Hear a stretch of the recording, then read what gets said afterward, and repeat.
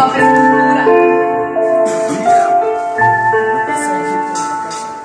En estos momentos lo que siento es mi cuerpo. Tengo la letra en mi lengua como el cuerpo. En estos momentos siento el fuego en mi pecho. Tengo la meta y la lucha al derecho. Ya no más fuerte, la vida es la gente. Siento bien fuerte que esto es urgente.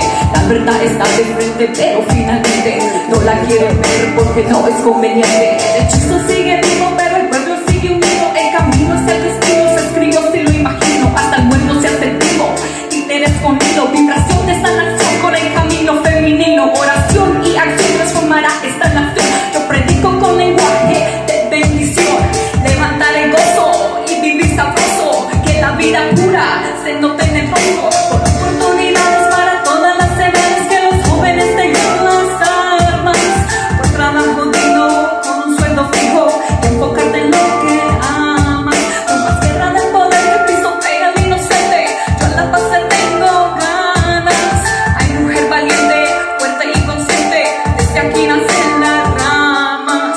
La fe no te la pueden robar. Si no me diste el gozo, no me lo puedes quitar. La ira de Dios se despertó con la sangre derramada. La tierra de la promesa te espera para comerte una buena pera.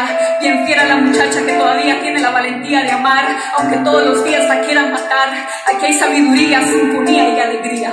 Esta historia es mía, es nuestra. Oportunidades para todas las edades. Que los jóvenes dejen las armas. Por trabajo digno con un sueldo fijo. Y enfocarte en lo que amas.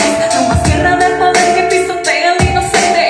Yo en la paz tengo ganas. Hay mujer valiente, fuerte y consciente. Desde aquí nacen las ramas.